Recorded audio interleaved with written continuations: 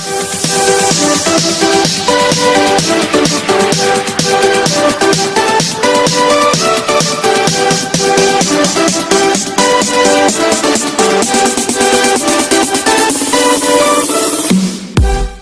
Students, आप सभी का एमबीएन साइंस स्कूल की ऑनलाइन क्लासों में स्वागत है।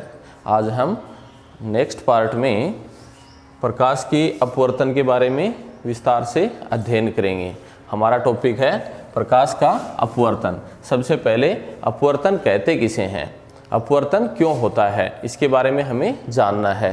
सबसे पहले प्रकाश की किरण जब एक माध्यम से दूसरे माध्यम में प्रवेश करती है, जैसे ये विरल माध्यम है और ये संघन माध्यम है, विरल माध्यम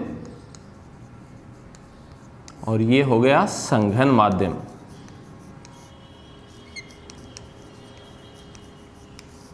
विरल माध्यम से प्रकाश की किरण जब संघन माध्यम में तिर्यक आपतित होती है, तिरछी आपतित होती है, तब दोनों माध्यमों के अंतरापृष्ठ पर यानी परिसीमा पर प्रकाश की जो किरण है वो अपने मूल पथ से थोड़ी विचलित हो जाती है। प्रकाश की किरण अपने मूल पथ से थोड़ी विचलित हो जाती है। इस घटना को प्रकाश का अपवर्तन कहते हैं। ये अभिलंब है, ये आपतित किरण है, ये अपवर्तित किरण है। आपतित किरण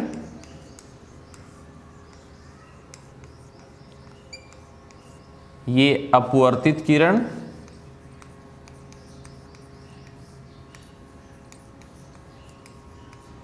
और ये अभिलंब है।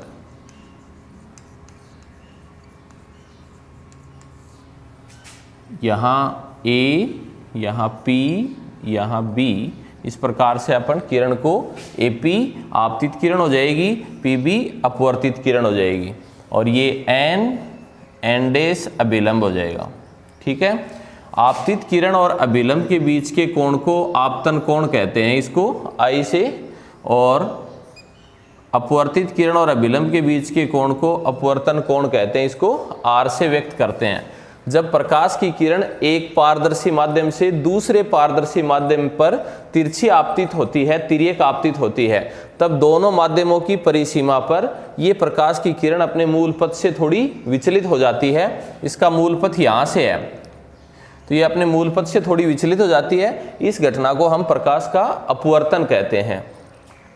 अपवर्तन को आगे विस्तार से समझने के लिए यदि हम देखें कि जब प्रकाश की किरण विरल माध्यम से संघन माध्यम में आती है, विरल से संघन माध्यम में आती है, तब आपतन कोण का मान अपवर्तन कोण से अधिक होता है। यानी जब प्रकाश की किरण विरल से संघन माध्यम में आती है तो I बड़ा होता है R से। इस स्थिति में प्रकाश की किरण अभिलंब की ओर झुक जाती है, अभिलंब की ओर झुक जाती है। और जब प्रकाश की किरण संघन माध्यम से विरल माध्यम में आती है, संघन से विरल माध्यम में प्रवेश करती है, तब अपवर्तन कोण बड़ा हो जाता है आपतन कोण से। उस स्थिति में ये अपवर्तित किरण अभिलंब से दूर हट जाती है। ठीक है। इसको हम चित्र के द्वारा इस प्रकार से प्रदर्शित कर सकते हैं कि ये यहाँ पे इस किरण के पथ को अगर हम आगे बढ़ाएं तो ये विचलन कोण कहलाता है।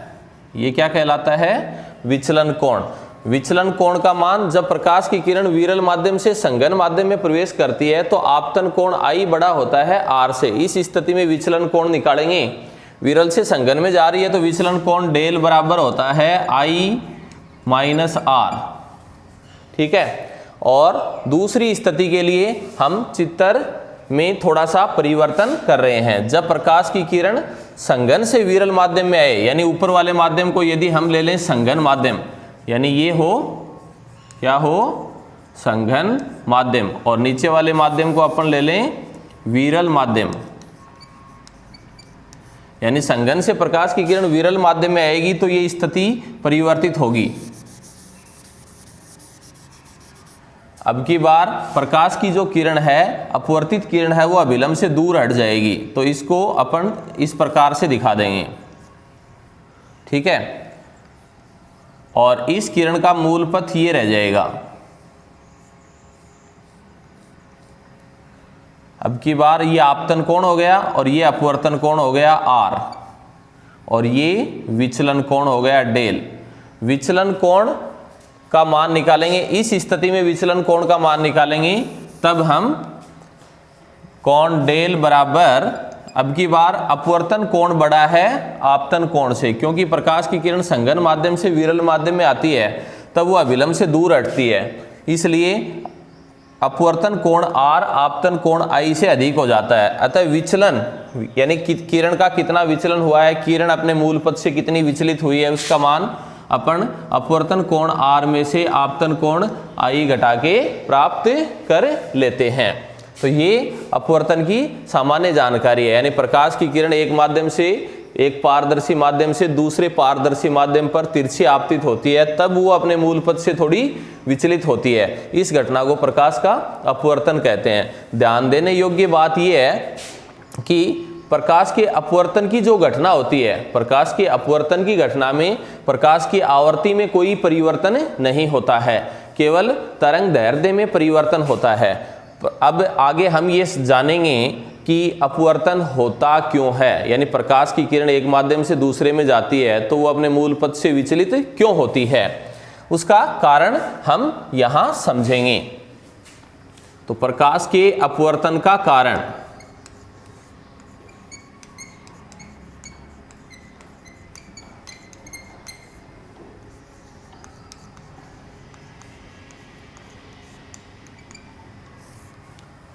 प्रकाश के अपवर्तन का क्या कारण है। देखो, प्रकाश की निर्वात में चाल सबसे ज्यादा होती है, किसी भी माध्यम से निर्वात में प्रकाश की चाल सबसे अधिक होती है। जब प्रकाश की किरण निर्वात से किसी माध्यम में, जैसे वायु में, जल में, कांच में, किसी भी माध्यम में प्रवेश करती है तो प्रकाश के चाल में परिवर्तन होता है।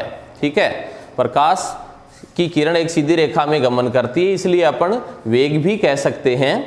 और जब प्रकाश की किरण एक माध्यम से दूसरे माध्यम में प्रवेश करती है तो उसकी चाल में परिवर्तन होने के कारण प्रकाश की किरण अपने मूल पथ से थोड़ी विचलित हो जाती है। विरल माध्यम में प्रकाश की चाल अधिक होती है, संघन माध्यम में प्रकाश की चाल कम होती है। तो विरल से संघन में जब प्रकाश की किरण प्रवेश करती है, तब विरल से संघन में जब प्रकाश की किरण प्रवेश करती है तो उसकी चाल में थोड़ी कमी आती है। चाल में कमी आने के कारण प्रकाश की किरण अभिलंब की ओर झुक जाती है। इसके विपरीत जब संघन से विरल माध्यम में प्रकाश की किरण प्रवेश करती है तब उसकी चाल में थोड़ी वृद्धि हो जाती है। चाल में वृद्धि होने के कारण प्रकाश की किरण अभिलंब से दूर हट जाती है। ये दो बातें हम अपवर्तन के कारण में समझ सकते हैं, यानी अपवर्तन होने का कारण है प्रकाश के वेग या चाल में परिवर्तन। ठीक है, अब हम प्रकाश के अपवर्तन के नियमों को समझते हैं। प्रकाश के अपवर्तन के दो नियम हैं। प्रकाश के अपवर्तन के दो नियम हैं। सबसे पहले पहला नियम, आपतित किरण, ये आपतित किरण है, ये अपवर्तित किरण है और ये अभिलंब है। तीनों एक ही तल में, एक ही समतल में स्थित होते हैं।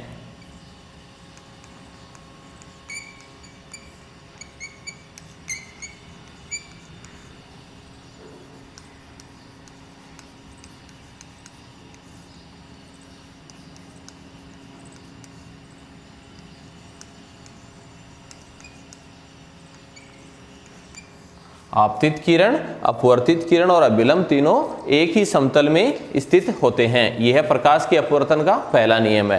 प्रकाश के अपवर्तन का दूसरा नियम, प्रकाश के अपवर्तन का दूसरा नियम क्या है?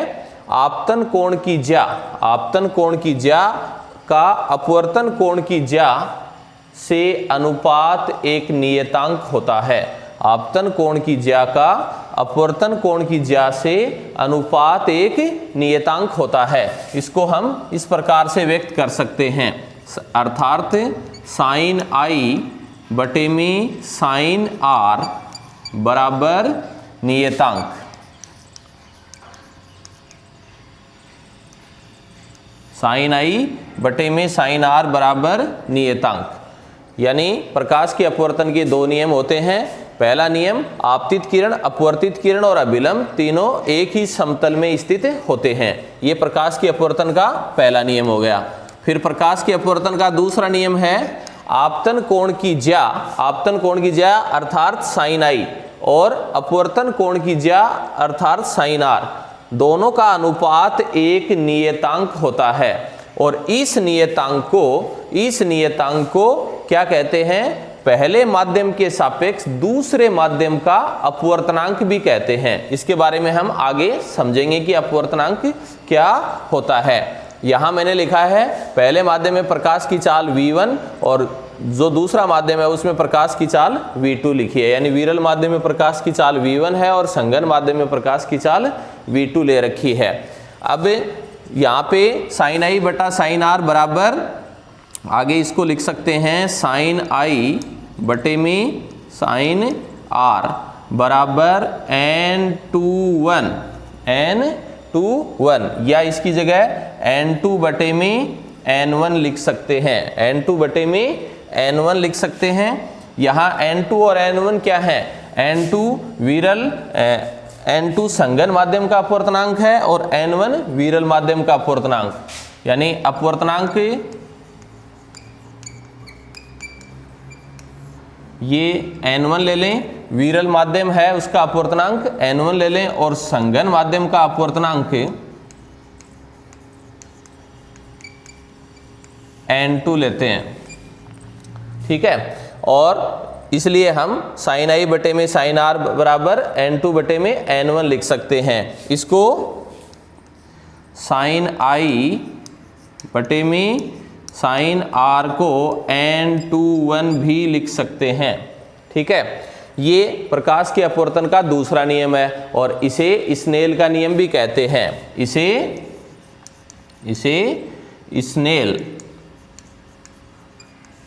का नियम भी कहते हैं, यानी प्रकाश के अपवर्तन का नियम और स्नेल का नियम एक ही है।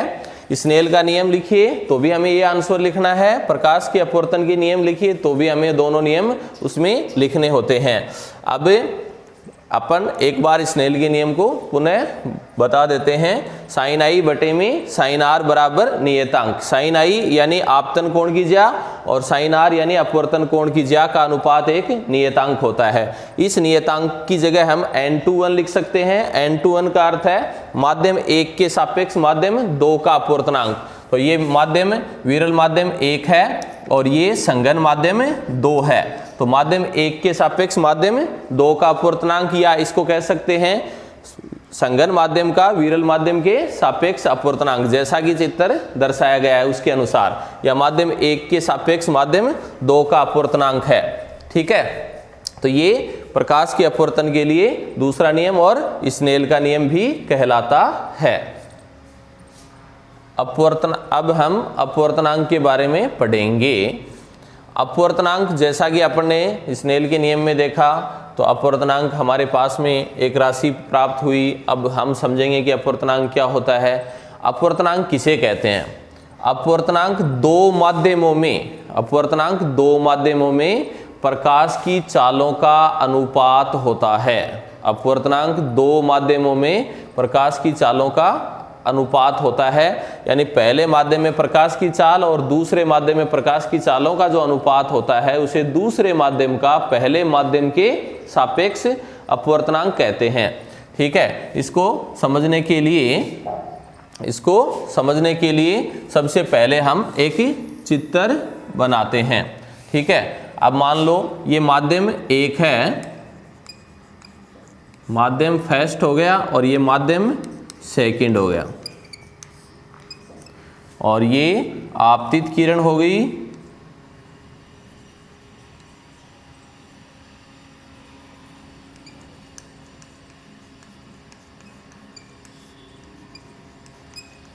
और ये अभिलंब,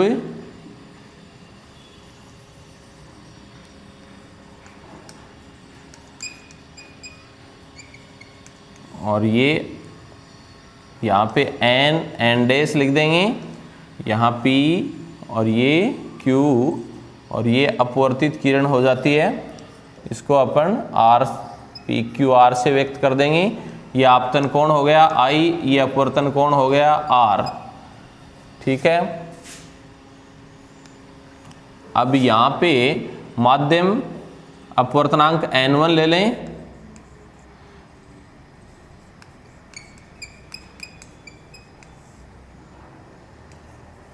यहाँ अपवर्तनांक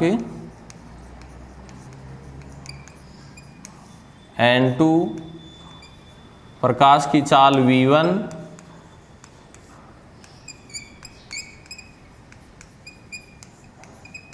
और यहाँ प्रकाश की चाल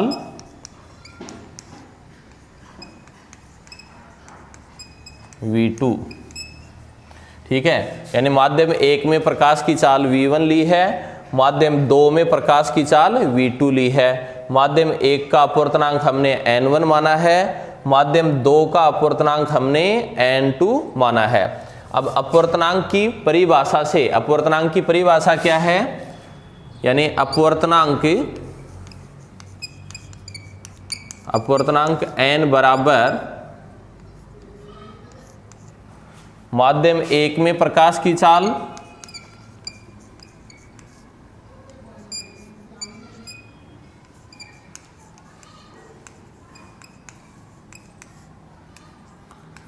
माध्यम 1 में प्रकाश की चाल बटा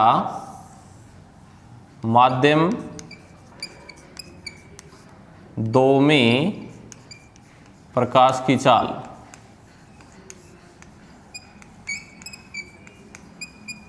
यानी यदि प्रकाश की किरण माध्यम 1 से माध्यम 2 में प्रवेश करती है, यदि प्रकाश की किरण, इसमें ध्यान देने की जरूरत है, यदि प्रकाश की किरण माध्यम 1 से माध्यम 2 में प्रवेश करती है, तब हम अपवर्तनांक n को निम्न प्रकार से व्यक्त कर सकते हैं, माध्यम 1 में प्रकाश की चाल बटा माध्यम 2 में प्रकाश की चाल, या n बराबर माध्यम 1 में प्रकाश की चाल हमने मानी है v1 और माध्यम 2 में प्रकाश की चाल मानी है v2। यहाँ n क्या है, यहाँ n माध्यम 2 का माध्यम 1 के सापेक्ष अपवर्तनांक है, तो इसको हम n की जगह इसको अपन n21 भी लिख सकते हैं। n21 बराबर v1 बटा v2, यानी n21 का अर्थ है माध्यम 1 के सापेक्ष माध्यम 2 का अपवर्तनांक। ठीक है, यदि प्रकाश की किरण निर्वात से किसी माध्यम में प्रवेश करती है, तब निर्वात के सापेक्ष उस माध्यम के अपवर्तनांक को निरपेक्ष अपवर्तनांक कहते हैं। निरपेक्ष अपवर्तनांक ही किसी माध्यम का अपवर्तनांक होता है। कांच का अपवर्तनांक 1.5 होता है, जल का अपवर्तनांक 1.33 होता है, हीरे का अपवर्तनांक 2.42 होता है सबसे ज्यादा। तो ये आगे अपन देखेंगे। अब हम निरपेक्ष अपवर्तनांक के बारे में पढ़ते हैं। निरपेक्ष अपवर्तनांक किसे कहते हैं? निर्वात के सापेक्ष किसी माध्यम के अपवर्तनांक को निरपेक्ष अपवर्तनांक कहते हैं। निर्वात के सापेक्ष किसी माध्यम के अपवर्तनांक को निरपेक्ष अपवर्तनांक कहते हैं। निरपेक्ष अपवर्तनांक का सूत्र निम्न होगा। निरपेक्ष अपवर्तनांक n बराबर निर्वात में प्रकाश की चाल और बटे में माध्यम में प्रकाश की चाल।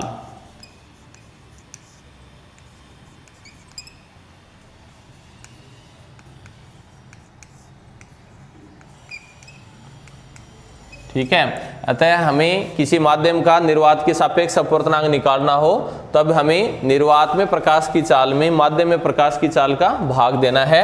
n या n बराबर निर्वात में प्रकाश की चाल को c से व्यक्त कर सकते हैं और माध्यम में मान लो प्रकाश की चाल v है तो n बराबर c बटा v। ठीक है, ये निरपेक्ष अपवर्तनांक ज्ञात करने का सूत्र है। यहाँ c निर्वात में प्रकाश की चाल है, v माध्यम में प्रकाश की चाल है। n निरपेक्ष यानी जिस माध्यम में प्रकाश की किरण प्रवेश कर रही है उस माध्यम का अपवर्तनांक है। अब हम पुनः उसी पॉइंट पर आते हैं। यदि प्रकाश की किरण माध्यम 1 से माध्यम 2 में प्रवेश करती है, यदि प्रकाश की किरण माध्यम 1 से माध्यम 2 में प्रवेश करती है, तब अपवर्तनांक को लिखा जाएगा n21। n21 का अर्थ है माध्यम 1 के सापेक्ष माध्यम 2 का अपवर्तनांक। माध्यम 1 से अगर प्रकाश की किरण माध्यम 2 में आ रही है, तब अपवर्तनांक माध्यम 2 का होगा माध्यम 1 के सापेक्ष। उसको क्या पढ़ेंगे? माध्यम 1 के सापेक्ष माध्यम 2 का अपवर्तनांक, माध्यम 1 के सापेक्ष माध्यम 2 का अपवर्तनांक n21 बराबर n2 बटे में n1, यानी माध्यम 2 का अपवर्तनांक निरपेक्ष अपवर्तनांक बटा माध्यम 1 का निरपेक्ष अपवर्तनांक रहेगा, बराबर हम v1 बटा v2 भी लिख सकते हैं। v1 बटा v2 यानी माध्यम 1 में प्रकाश की चाल बटा माध्यम 2 में प्रकाश की चाल, और बराबर हम λ1 बटा λ2 भी लिख सकते हैं। यहाँ λ1 और λ2 क्या है? माध्यम 1 में प्रकाश की तरंग दैर्ध्य और λ2 माध्यम 2 में प्रकाश की तरंग दैर्ध्य है। तो ये एक घनिष्ठ और महत्वपूर्ण सूत्र है जिसकी सहायता से हम अपवर्तनांक को, प्रकाश की चाल को और तरंग दैर्ध्य के मान को ज्ञात कर सकते हैं। निर्वात का अपवर्तनांक 1 होता है, वायु का अपवर्तनांक, वायु का अपवर्तनांक लगभग 1 ही होता है, 1.003 होता है। इसको भी अपन निर्वात के लगभग बराबर ही मान सकते हैं। यानी प्रकाश की किरण निर्वात से या फिर हम कह सकते हैं वायु से भी किसी माध्यम में प्रवेश करती है, तो वायु के सापेक्ष भी किसी माध्यम का जो अपवर्तनांक है उसको हम निरपेक्ष अपवर्तनांक मान सकते हैं, क्योंकि निर्वात का अपवर्तनांक 1 होता है और वायु का भी लगभग अपवर्तनांक 1 ही होता है। इसलिए निर्वात या वायु के सापेक्ष किसी भी माध्यम का अपवर्तनांक निरपेक्ष अपवर्तनांक माना जा सकता है। जल का अपवर्तनांक,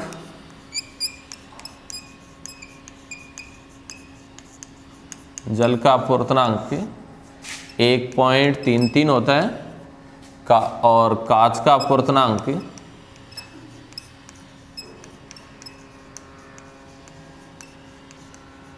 कांच का अपवर्तनांक 1.5 होता है और हीरे का अपवर्तनांक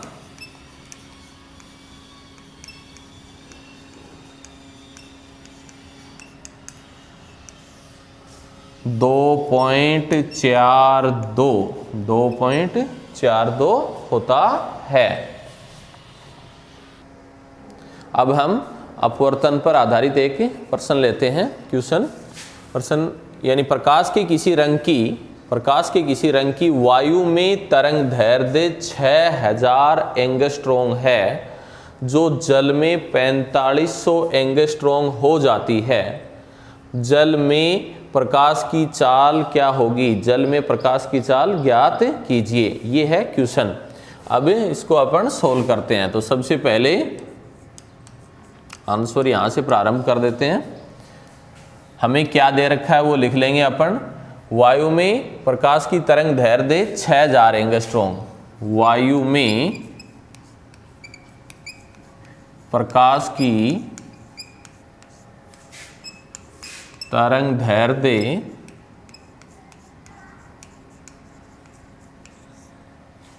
उसको λ1 मान लेंगे अपन, और λ1 बराबर 6000 एंगस्ट्रॉम। ठीक है। जल में प्रकाश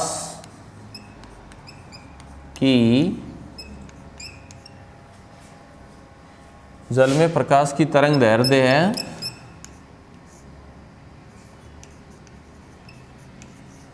λ2 मान लेंगे। λ2 बराबर 4500 एंगस्ट्रॉम। ये मान हमें दे रखा है और जल में प्रकाश की चाल ज्ञात करनी है। तो वायु में प्रकाश की चाल, वायु में प्रकाश की चाल को v1 मान लेंगे और v1 प्रकाश की जो चाल है वो 3 गुणा 10 की घात 8 मीटर प्रति सेकंड लगभग होती है। निर्वात या वायु में प्रकाश की चाल, क्योंकि निर्वात और वायु का अपवर्तनांक लगभग बराबर होता है, तो निर्वात या वायु में प्रकाश की चाल 3 गुणा 10 की घात 8 मीटर प्रति सेकंड होती है। ज्ञात करना है जल में प्रकाश की चाल। जल में प्रकाश की चाल यानी V2 ये हमें ज्ञात करना है। अब अपवर्तन का सूत्र है, अपवर्तन के लिए सूत्र है N2 बटे में N1, N2 बटे में N1 बराबर V1 बटा V2 बराबर λ1 बटा λ2।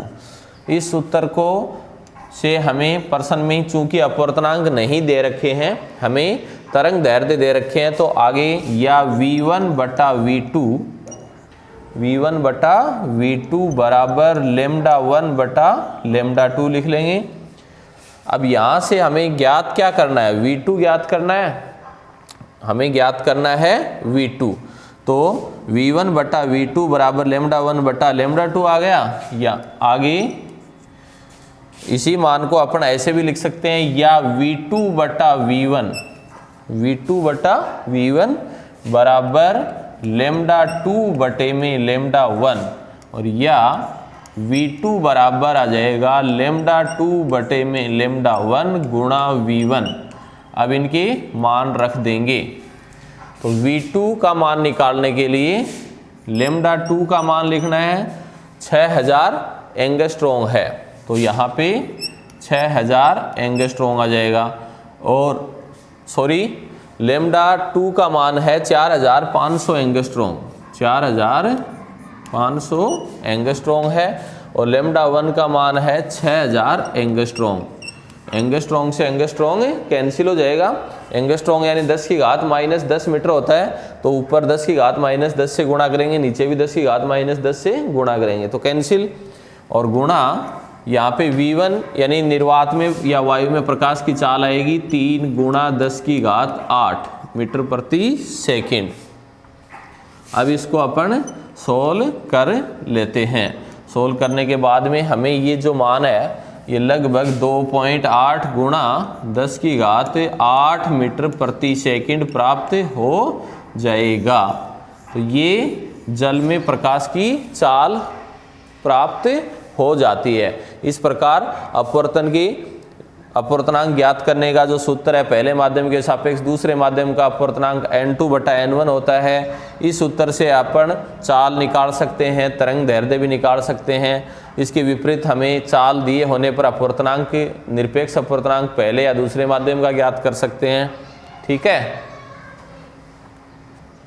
ये मान लगभग 2.3 आएगा, 2.3 गुणा 10 की घात 8 मीटर प्रति सेकंड। तो इस प्रकार से आज का टॉपिक अपना यहीं पूर्ण होता है। और वीडियो को ज़्यादा से ज़्यादा लाइक करें, शेयर करें और ध्यान से समझें भी, ठीक है ना। और ज़्यादा से ज़्यादा इसको घर पे नोट करें और सवालों को जो भी हैं उनको करने का प्रयास करें। घर पे रहें और अधिक से अधिक पढ़ाई में अपना ध्यान लगाएं। ठीक है, धन्यवाद।